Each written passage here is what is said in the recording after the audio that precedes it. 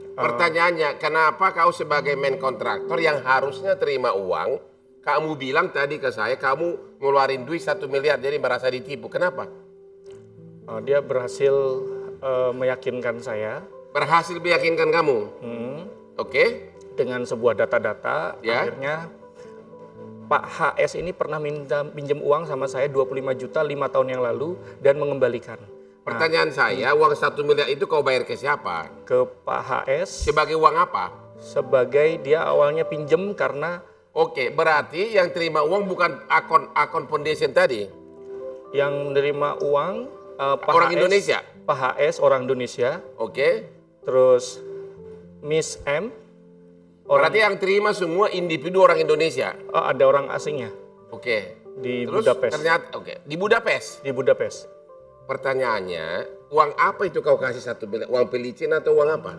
Itu ada invoice-nya sebagai beli teknologi.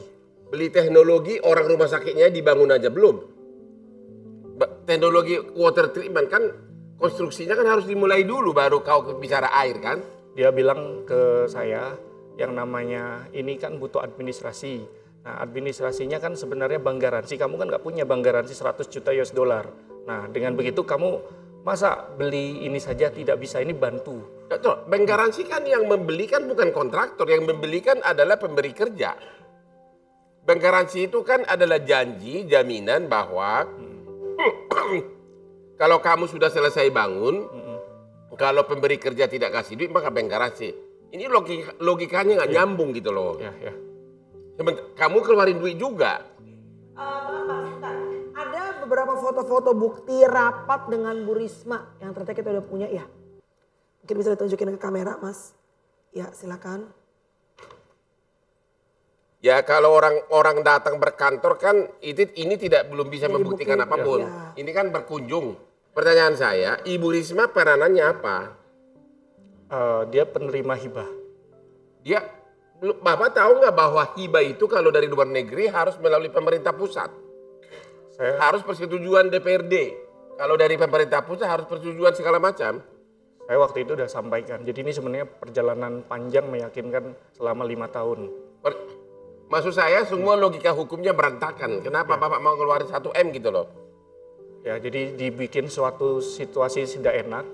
Kamu kok sebagai pengusaha tidak trust, tidak komitmen, logikanya sebenarnya itu tidak masuk akal. Lalu, kalau begini, kau sekarang merasa ditipu dan kau mengatakan ada 3 orang Indonesia sama orang asing. Kamu sudah lapor polisi belum? Sudah. Penggelapan, dugaan penggelapan. Betul. Di mana? Di Polda mana? Di Polres Bogor, karena saya transfernya di Bogor. Terus sudah dipanggil orangnya? Panggilan klarifikasi sudah. Orangnya datang? Tidak datang. Terus? Itu kapan panggilan itu? Sekitar bulan Januari kemarin. Kalau secara perdata mereka tidak punya perusahaan di sini? Tidak punya perusahaan. Berarti nggak ada gunanya gugat di sini. Oke, kalau begitu satu-satunya adalah laporan polisi. Tapi kalau udah banyak orang asing begini nggak mungkin di Bogor dong. Karena TKP-nya kan bukan di Bogor, TKP-nya di Surabaya. Harusnya di Mabes atau di Polda Jatim. Ya? Baik, silakan Bang. Ada nasihat hukum nggak nih kalau dari Abang sebagai pengacara? Pertama, saya nggak melihat logika apapun sampai kau mengeluarkan duit 1 miliar. Ya. Kedua, katanya kau membeli teknologi, tapi yang terima orang-orang Indonesia, orang-orang pribadi, ya. Jadi paling-paling kau bisa laporkan polisi dugaan penggelapan dan atau penipuan. Kalau gugat perdata kok ke orang asing, saya kira nggak terlalu jauh, ya. Dan saya nggak melihat di sini belum ada keterlibatan Pemda, karena kalau ada tamu duduk bersama itu belum membuktikan bahwa mereka tahu persoalan ini. Apalagi kalau bantuan luar negeri itu harus melibatkan pemerintah pusat. Ya.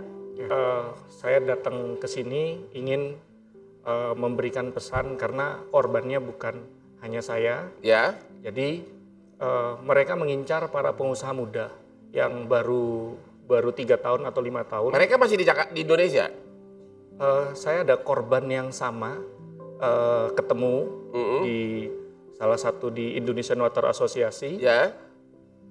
Nah, dia cerita yang mirip. Lalu di Solo juga sama, memanfaatkan, dia cerita katanya lewat salah satu di tinggi di Jogja. Dengan modus yang sama. mirip. Kalau begitu Pak, kesimpulannya adalah segera karena ini skopnya Indonesia, segera laporkan, pindahkan dari Polres Bogor ke Mabes Polri.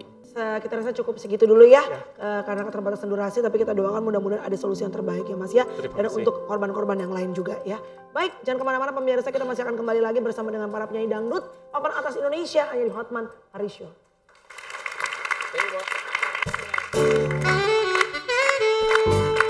Jangan kemana-mana, tetap di Hotman Paris Show.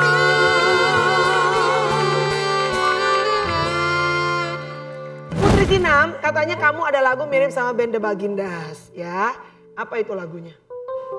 Sebenarnya orang masyarakat ya itu ya Kak yang bilang aku plagiat lagu Bagindas gitu. Ada yang bilang gitu? Iya ada.